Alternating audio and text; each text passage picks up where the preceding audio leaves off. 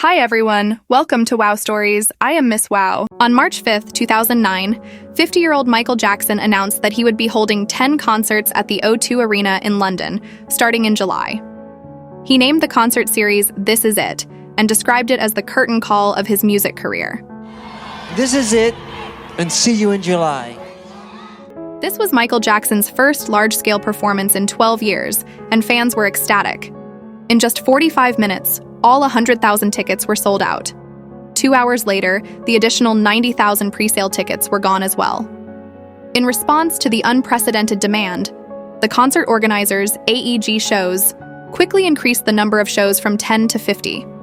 This meant Jackson would be performing from July 2009 to March 2010. Even with the additional shows, all 1 million tickets were sold out within 4 hours.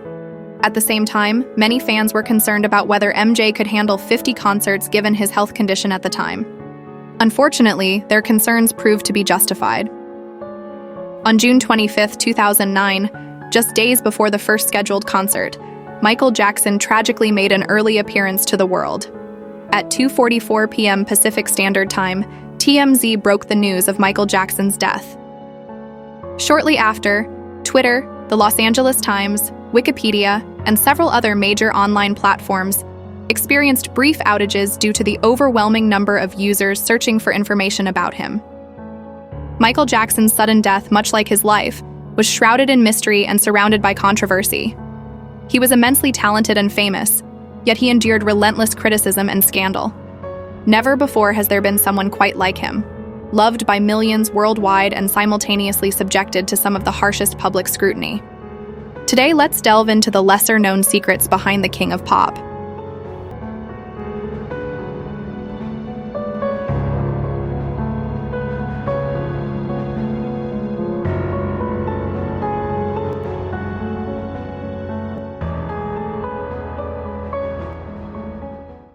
Michael Jackson was born in 1958 in Gary, Indiana, USA. His father, Joe Jackson, and his mother, Katherine Jackson, got married in 1949. They had 7 children, with MJ being the youngest. Despite this, he stood out as the most musically gifted and accomplished among his siblings. It was his father, Joe, who introduced him to the world of music. Joe Jackson worked at a local steel plant. He didn't earn much, but he had a heart for music. In his spare time, Joe formed a rock band called the Falcons with his friends, occasionally performing gigs to support their families. This musical atmosphere deeply influenced several of his children, especially MJ, who was a natural-born singer. Recognizing his children's musical talents, Joe had a stroke of genius. He decided to form a band and debut his sons as the Jackson 5, with young MJ at the center. Every weekend, Joe drove his 5 sons to perform at various clubs and bars. Gradually, the Jackson 5 gained local fame. In 1967, the group released their first hit song, Big Boy. They soon signed with Motown Records, and in 1969 released their debut album, Diana Ross Presents the Jackson 5. Recognizing his son's potential for success in the music industry, Joe moved the family to California to fully commit to developing their careers in music, acting as both their father and agent. In 1972, at just 14 years old, Michael Jackson went solo and released his single Ben, which became his first chart-topping hit. This made him the youngest artist in American history to have a #1 single. In the decades that followed, MJ's success in music soared as if blessed. In 1982, his album, Thriller, topped the Billboard charts for 37 consecutive weeks, selling 110 million copies, a record that remains unbeaten. The music video for the album's title song, Thriller, set a new standard for modern music videos, replacing low-budget montage promos with elaborate short films consisting of innovative storylines, in-depth narratives, and sophisticated visuals, leaving the audience feeling as though they had watched a mini musical. Therefore, Michael Jackson is considered the pioneer of the modern MV. In May 1983, during a TV program commemorating the 25th anniversary of Motown Records, MJ introduced his iconic moonwalk. This move created a striking visual illusion, making it appear as though he was gliding forward while moving backward. The moonwalk captivated audiences worldwide, becoming a global sensation. As a father, Joe propelled his son to superstardom, but also subjected his children to a challenging childhood. His strictness and toughness inflicted deep emotional scars on his young boys. In 1993, MJ agreed to a global live interview with Oprah Winfrey. While responding kindly and firmly to most questions, when Oprah brought up his father, he paused, took a deep breath, and said, "I love my father, but I don't know him." The Jackson children experienced anything but a typical childhood. After spending 3 to 4 hours in school each day, they dedicated the rest of their time to rehearsing in the recording studio. Joe would sit on a chair holding a belt, punishing them when they missed a step. When Oprah asked if he was afraid of his father, he replied, "Very frightened. There's been times when he'd come and see me and I would get sick. I'd start to regurgitate." What pained MJ deeply was his father's constant criticism of his appearance, particularly focusing on his nose, which Joe deemed too big and flat. This ongoing criticism haunted MJ throughout his life. Joe never expressed love verbally or praised his children. MJ's only warm memory of his father was when he was 4 years old. When on holiday, his father placed him on a wooden horse. MJ said that even though it happened only once, it felt really good. This cherished memory inspired him to invest extravagantly in building Neverland, a dream mansion complete with a vast playground. In Michael Jackson's entire music career, the most tumultuous year was undoubtedly 1993. Just like Dickens said, it was the best of times. It was the worst of times. That year, MJ won numerous music awards and was honored with an invitation to the White House to meet the president. However, the highlight has got to be his performance at the Super Bowl halftime show on January 31st, where he delivered what is considered the greatest 15 minutes in music history. His performance of "We Are the World" was the standout moment. Holding a baton, MJ directed the audience in a powerful display. With their participation, giant portraits of children emerged piece by piece among the crowd, accompanied by a children's chorus rendition of the song. MJ joined the children on stage, singing alongside them. Finally, a world map slowly ascended, symbolizing a call for global peace and love. This elevated the performance beyond mere entertainment, infusing it with profound significance. However, just 6 months after this glorious moment, in August 1993, a 49-year-old man named Evan Chandler accused MJ of molesting his 13-year-old son Jordy, causing an immediate uproar. In that 1 year, MJ experienced the best of times and the worst of times. To make up for the loss and misfortune of his childhood, in 1987, MJ spent $19.5 million to buy an 11-square-kilometer manor in Santa Barbara, California, and transformed it into a dream mansion with a large playground. The manor features a private sports ground, an artificial lake, a playground, a cinema, a zoo, an electric train that chugs along through the property, and a beautiful garden. MJ named the manor Neverland, after the fantasy island in the classic fairy tale Peter Pan. In Peter Pan's dream world, the elves living in Neverland always remain childlike. He named it Neverland, a metaphor for the paradise he kept hidden in his heart. Neverland was not just MJ's home, it was a magnificent carnival. It welcomed sick and underprivileged children from all over the world, offering them the opportunity to visit and even stay at the manor through various charitable initiatives. MJ had many wonderful times there with his family and friends, but the good days don't last forever.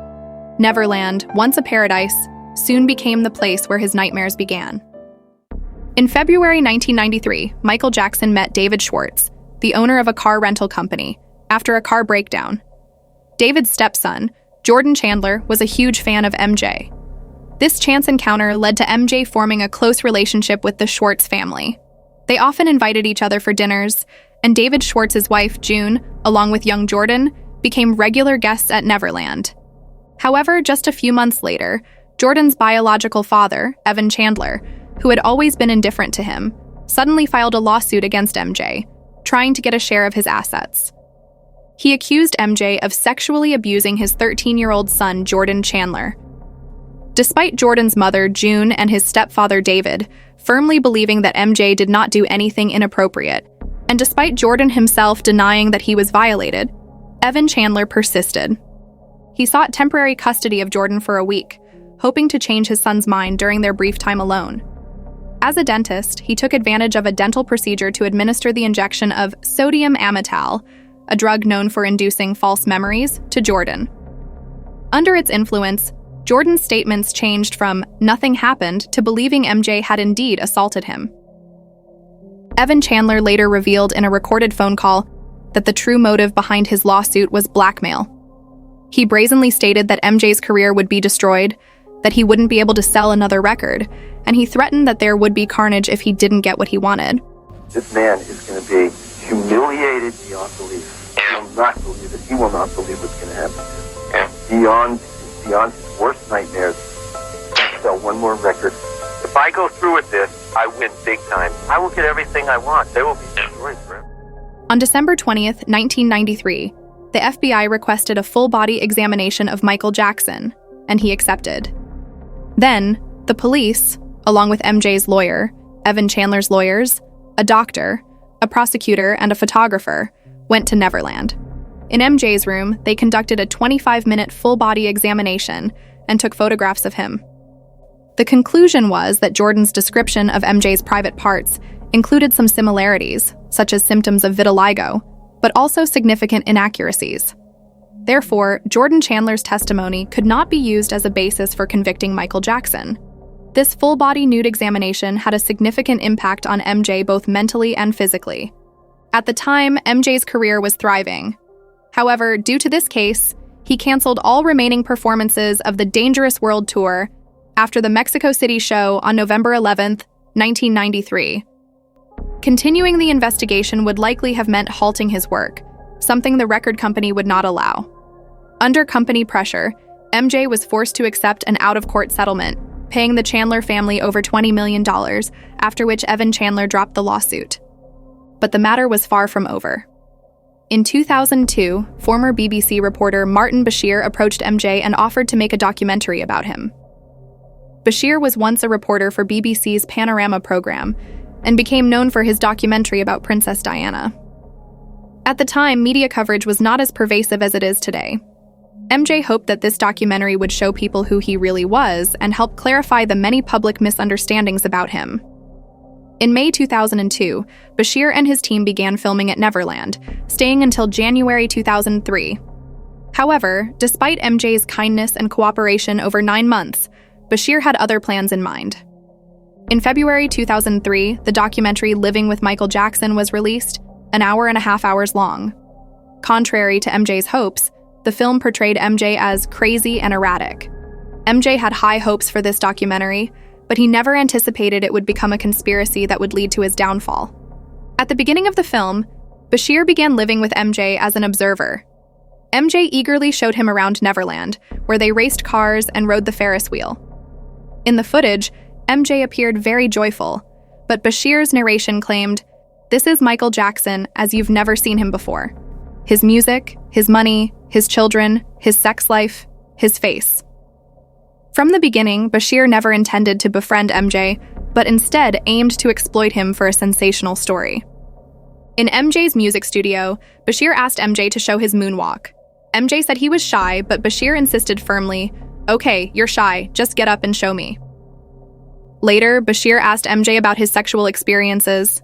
Eventually, MJ revealed that when he was a child, his brother often brought girls home, and he was very nervous and scared the first time. This provided Bashir with material to portray MJ as someone who was not only afraid of sexual contact and girls, but also disgusted by women. In the documentary, MJ brought out his youngest son, Blanket, at the request of fans. He draped a scarf over him, shielding his eyes from the harsh filming lights and covering his face. However, in the documentary, this gave a completely different impression. It showed the baby wrapped in a scarf, crying intermittently, while MJ appeared anxious and incessantly chattering as he fed him. When MJ brought the child back to the house, Bashir added a narration, "Jackson's behavior was beginning to alarm me." The final part of the film was the most controversial. Bashir followed MJ as he received children visiting Neverland. What was a warm and happy scene was narrated by Bashir with, "To my utter astonishment, I discovered that children were still sleeping over." The next scene showed a boy named Gavin Arvizo, suffering from cancer, sitting side by side with MJ on the couch for an interview. Previously, doctors had given Gavin a prognosis of just 1 month to live. One of Gavin's final wishes was to meet Michael Jackson. Unfortunately, no one that Gavin knew had the means to contact MJ. Then, a charity worker took a chance and called Neverland. The very next day, Gavin received a call from Michael Jackson. What began as a simple, heartwarming story took on a different portrayal in Bashir's documentary, which focused on speculating about the relationship between MJ and Gavin. Bashir's questions to MJ centered on why he enjoyed playing with children and having them sleep over. During the interview, Bashir asked MJ, "You're 44 years old now, what do you get out of this?" MJ responded, "My greatest inspiration comes from kids. Every song I write, every dance I do, all the poetry I write. It's all inspired from that level of innocence, that consciousness of purity.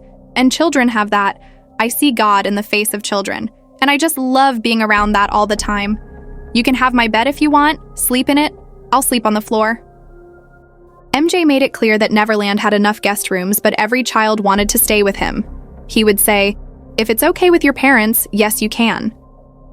After a lengthy back and forth about sleeping arrangements, Gavin eventually agrees to take the bed while MJ sleeps on the floor.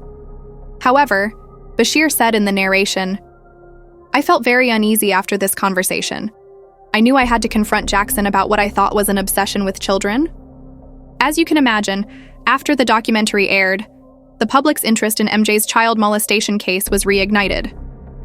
In late February 2003, to counter Martin Bashir's malicious editing, MJ's team released behind-the-scenes footage they had recorded during the filming, titled "The Michael Jackson Interview: The Footage You Were Never Meant to See." This film presented a very different tone from Bashir's documentary. It showed Bashir showering MJ with praise during the interview, even saying, "You are so good with the kids. It seems so natural, loving, and caring. It makes me want to cry." Despite this, in June 2003, the Santa Barbara County Sheriff's Office launched an investigation into MJ, suspecting him of sexually abusing Gavin Arvizo. In July, the Arvizo family was questioned. On November 18th, more than 70 law enforcement officers, armed with a search warrant, raided Neverland, searching every room and drawer and copying all files from every computer. This action was widely questioned and condemned at the time, as the number of officers deployed was more than for any serial killer investigation in U.S. history. Yet the 18-page search report could be summed up in one word: nothing. The police found nothing. The case lasted for nearly 2 years. In April 2004, MJ was charged with over 10 crimes, including conspiracy, child molestation, child kidnapping, illegal detention, and extortion. If convicted, MJ could have faced up to 20 years in prison, ending his career. The verdict was announced on June 13, 2005. Crowds gathered in Times Square, New York, anxiously awaiting the outcome. Each time a not guilty verdict was read, a white dove was released. When all 14 not guilty verdicts were announced, the crowd erupted in jubilation and cheers, embracing each other, tossing confetti, and some even fainting from sheer excitement. However, these 2 child molestation cases still significantly affected Michael Jackson's career, mental health, and even his physical well-being. The first case subjected him to a humiliating investigation, and the second led to legal proceedings. After this, MJ never returned to live in Neverland, choosing instead to travel around the world with his 3 children. He felt that the repeated searches and severe accusations had desecrated the sanctity of Neverland. In addition to the child molestation case, MJ also caused a great deal of controversy because of his appearance, especially his skin color. In the early 1990s, under the influence of media hype, many people believed that MJ had undergone skin bleaching or skin grafting because he didn't like being black. In 1993, during an interview with Oprah, MJ addressed the speculation about his skin bleaching publicly for the first time. He said that as far as he knew, there was no such thing as skin bleaching and he had never seen it. He explained that his skin color changed simply because he was suffering from a skin disorder that destroys the pigment of the skin, which was something he couldn't control. He couldn't understand why people didn't have an issue with those who intentionally darkened their skin through sunbathing, yet continually criticized him for the uncontrollable changes in his skin tone. He also spoke proudly of his black heritage. I'm a black American. I'm proud to be a black American. When people make up stories that I don't want to be who I am, it hurts me. As early as 1986, MJ was diagnosed with vitiligo, a condition that runs in his family. His aunt and sister are also vitiligo patients, as is his eldest son, Prince Jackson. Michael Jackson was not the only black person to experience skin depigmentation due to vitiligo. He certainly faced the most scrutiny and criticism because of it. In 1986, the same year he was diagnosed with vitiligo, the American tabloid newspaper, The National Enquirer, published a photo of MJ lying in a hyperbaric oxygen chamber, with the headline, "Michael Jackson's Bizarre Plan to Live to 150. This news caused an immediate uproar, with many accusing him of arrogance. MJ remained silent as always. The truth behind the photo, however, was quite different. While the image of MJ in the hyperbaric oxygen chamber was real, it wasn't part of an attempt to defy aging. In 1984, during the filming of a Pepsi commercial in Los Angeles, a magnesium lamp unexpectedly exploded, igniting MJ's hair and causing severe second- and third-degree burns on his scalp and body, nearly damaging his skull. The subsequent series of surgeries brought him unbearable pain, requiring doctors to administer strong painkillers to ease his suffering. Rumors circulated that MJ developed a dependency on drugs during this period. Pepsi compensated MJ with $1.5 million, but he donated the entire sum to establish the Michael Jackson Burn Center. The hyperbaric oxygen chamber shown in the photo was actually intended for burn treatment. Following its installation at the burn center, MJ visited for an inspection. He examined the chamber and eventually decided to lie inside to test its efficacy, leading to the photo's publication by The National Enquirer. The tabloid The National Enquirer continues to thrive today, but MJ is no longer with us. Because of chronic insomnia and numerous health issues, by the time he announced his This Is It concert in 2009, MJ was already suffering greatly from the effects of medications and treatments, making him almost unrecognizable. Afternoon of June 24, 2009. MJ walked down the stairs of his rented mansion in Holmby Hills, Los Angeles, California, and joined his children in the dining room.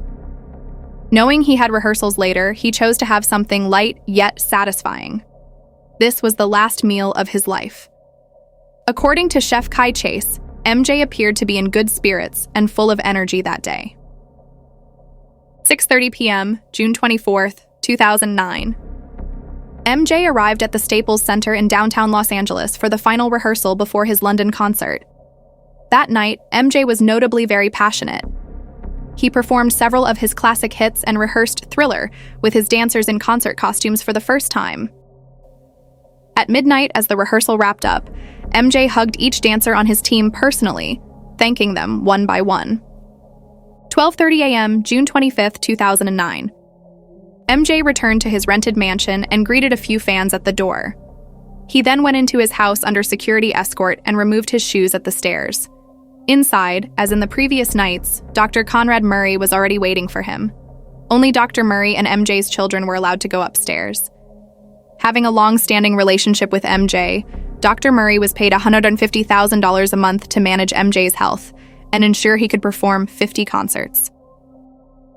1:30 a.m., June 25th. According to the search warrant and indictment against Dr. Murray released by the police, Dr. Murray administered 10 milligrams of diazepam, better known as Valium, to MJ to help him fall asleep. By then, MJ's insomnia had become so severe that he couldn't sleep without medication. Dr. Murray illegally administered the anesthetic agent propofol to MJ for 60 consecutive days. When he realized MJ had become addicted to the drug, he attempted to help him quit it, but it was too late. 2 a.m., June 25th. MJ was still awake, and the Valium wasn't working. Dr. Murray then administered 2 milligrams of lorazepam intravenously. Lorazepam is an anti-anxiety medication with sedative and hypnotic effects. 3 a.m., June 25th. MJ still couldn't sleep, so Dr. Murray injected him with 2 milligrams of midazolam, another sedative. 5 a.m. The sun had risen in Los Angeles, but MJ was still wide awake in bed. He asked Dr. Murray to inject him with milk, a nickname for propofol. Dr. Murray refused and instead injected 2 milligrams of lorazepam. 7:30 a.m. MJ was still awake, so Dr. Murray injected him with another 2 milligrams of midazolam intravenously. Dr. Murray grew increasingly anxious about administering so much medication in one night, yet MJ still couldn't sleep. 10:40 a.m. After a sleepless night, MJ was extremely irritable. He again asked Dr. Murray to inject him with milk because he needed to sleep. This time, Dr. Murray complied, adding 25 milligrams of propofol to the drip. During a police interrogation afterward, Dr. Murray emphasized that he had previously administered 50 milligrams. A few minutes later, MJ finally fell asleep, and Dr. Murray felt relieved. At 10:50, he left MJ's room to go to the bathroom. However, he never anticipated that MJ would pass away in his sleep. When he returned from the bathroom, he discovered MJ unconscious and not breathing. He immediately injected MJ with 0.2 milligrams of flumazenil to counteract the effects of the anesthetic sedatives and began to perform CPR on him. However, instead of following the standard CPR procedure, placing MJ on the ground or a hardboard, he somehow placed one hand under MJ's body and pressed his chest with the other hand. According to the police investigation report, Dr. Murray did not call 911 immediately. Instead, he made 3 calls from 11:18 a.m. to 12:05 p.m., lasting a total of 47 minutes. 12:22 p.m., MJ's security finally called 911, but by then, MJ had stopped breathing for over an hour. 7 minutes later, at 12:29, the ambulance and emergency personnel arrived to find that MJ was not breathing and had no pulse. The emergency personnel attempted 2 rounds of CPR, but MJ showed no response. Dr. Murray claimed he could feel a pulse in MJ's thigh area and insisted on transporting him to the hospital. At 1:13 p.m., MJ was taken to UCLA Health. However, Dr. Murray did not disclose to the hospital that he had injected MJ with propofol. 2:26 p.m. Michael Jackson was declared dead. 4 hours had passed since he stopped breathing. Dr. Murray began to cry but refused to sign the death certificate to avoid liability. According to MJ's autopsy report, his body contained multiple benzodiazepines, a class of depressants, propofol, and ephedrine. However, the main cause of his death was cardiac arrest due to acute propofol poisoning. Propofol, often referred to as milk due to its milky white appearance, is a rapid-acting anesthetic known for its quick onset and smooth emergence. It is commonly used in procedures such as colonoscopy, gastroscopy, and painless abortion. In other words, propofol is an anesthetic, not a sleeping pill, and should be used under the strict guidance of an anesthesiologist. Dr. Murray administered diazepam, midazolam, and lorazepam to MJ, all of which are benzodiazepines. Like propofol, they act on the GABA receptors in the brain. GABA acts in the opposite way to dopamine. Dopamine transmits excitatory signals that activate neurons. GABA, on the other hand, inhibits neurons, causing them to either discharge at a slower rate or stop discharging temporarily. Most neurons in the human brain have GABA receptors, which means that the neurotransmitter GABA can act as an emergency brake for brain neuronal activity. Both benzodiazepines and propofol can bind to GABA receptors, effectively shutting down brain activity. A small amount induces anesthesia, creating a sleep-like state without REM sleep. With higher dosages, or when combined, these drugs further suppress brain activity, weaken breathing, and lower blood pressure to the point where the brain loses control over the body, leading to complete paralysis of its communication system and imminent life-threatening danger. Propofol, known for its effectiveness as an anesthetic, is not inherently harmful. The issue stemmed from MJ placing trust in Dr. Murray, who lacked fundamental medical knowledge and incorrectly used an anesthetic as a sleeping aid. This led to MJ's addiction and diminished response to conventional sleeping medications. Dr. Murray was eventually convicted of manslaughter, but served only 4 years in prison.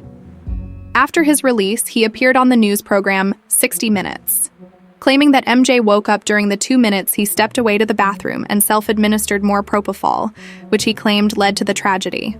During the previous trial, Dr. Murray played a recording of MJ mumbling after using propofol. MJ said that he hoped people would consider this performance as one of the best they had ever seen, and that God also wants him to do this. People leave my show. I want to say, I've never seen nothing like this in my life. So, God wants me to do it. God wants me to do it. I'm gonna do it, congrats. In an attempt to exonerate himself, Dr. Murray tried to prove that MJ himself insisted on using propofol. However, the 60 Minutes host responded to these claims by asking why he recorded this in advance, implying that he knew something would happen to MJ. In March 2019, just before the 10th anniversary of Michael Jackson's death, he was once again accused of child molestation. HBO released a 2-episode, 4-hour documentary named Leaving Neverland, which featured Wade Robson and James Safechuck. In their 30s at that time, they accused the late pop king of assaulting them many times during their childhood. Wade Robson said he met MJ at a dance competition when he was 5 and was molested for the first time at the age of 7, with the abuse continuing over the next 7 years. James Safechuck said he first met MJ at the age of 9 during a commercial shoot, and from that point onward, he was frequently invited to Neverland. The most shocking moment in the documentary came about 90 minutes into the first episode. James Safechuck took out a ring, claiming it was a token of love from MJ. He claimed MJ had married him in a simple ceremony in his bedroom, and the ring was used to solidify their commitment to each other. James Safechuck said that he loved jewelry as a child, and MJ often took him to buy jewelry to reward his efforts. Some people say that after watching this documentary, nobody will still believe that MJ is innocent. In fact, Wade Robson and James Safechuck had already made the same accusations against MJ before the release of Leaving Neverland.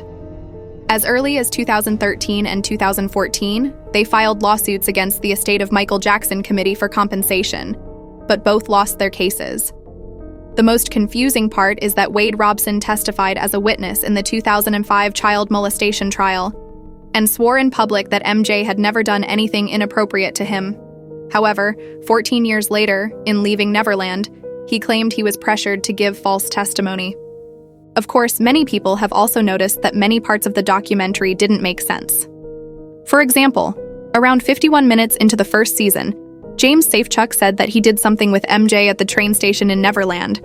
However, according to Article 36 of the complaint he filed in 2014, he claimed that he was assaulted by MJ between 1988 and 1992, but the Neverland train station didn't even exist in 1992. The blueprint of the train station wasn't completed until November 1993. Another photo released by the media on December 14, 1993, also showed that the train station was under construction at that time.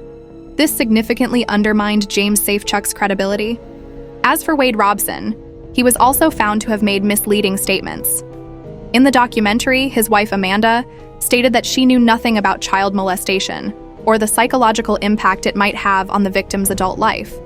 However, the foundation they established in early 2019 initially depicted Amanda as a survivor of childhood abuse. The information on their foundation's website has since been altered, possibly due to the persistent criticism it attracted. In the second episode of the documentary, there was a scene about Michael Jackson being handcuffed and taken to a police station to give a statement on charges of child molestation in 2003. However, the next scene showed his lawyer Mark Geragos giving a press conference, during which he endorsed MJ and dismissed the allegations as motivated solely by money. After the documentary was released, MJ's lawyer Mark Geragos also received a lot of criticism. People considered him an accomplice to wrongdoing, and because of what he said, many other victims were afraid of testifying. However, the fact is that Mark Geragos wasn't even the attorney representing MJ in the 2003 and 2005 child molestation trials. It was Tom Mesereau who represented him. The press conference held by Mark Geragos had nothing to do with the child molestation case. It was a case in which Michael Jackson was wiretapped and recorded on a plane by 2 adult men who later pleaded guilty and were sent to federal prison. However, the video footage from this press conference was tactfully integrated into the film Leaving Neverland by its director.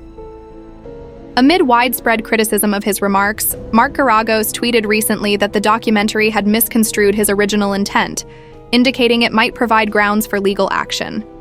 There are many other false statements in the documentary. If you're curious, you can dig a bit deeper online. As for whether the documentary aimed to capitalize on a deceased man's enduring fame and reputation, or to uncover the truth, each person may draw their own conclusions.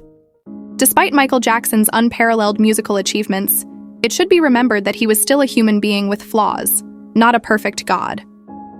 He was deeply committed to charity, donating over $600 million in his short life, and sustaining the operations of 39 charities single-handedly. According to his will, 20% of his estate was also donated after his death. However, MJ had his share of mistakes.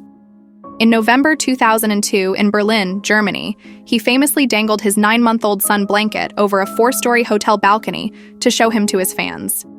This is perhaps the silliest thing MJ ever did in public. MJ lived in an age of celebrity worship, where people loved to elevate stars to godlike status, yet were even more eager to tear them down from their pedestals. In recent years, there's been a popular internet rumor suggesting that MJ didn't actually die, but staged the 2009 incident and vanished from public view. This urban legend persists because his fans find it hard to believe he's truly gone. If MJ is still alive, let's hope he enjoys a peaceful life free from controversies. If he has passed on, may he rest among the gentlest souls in heaven.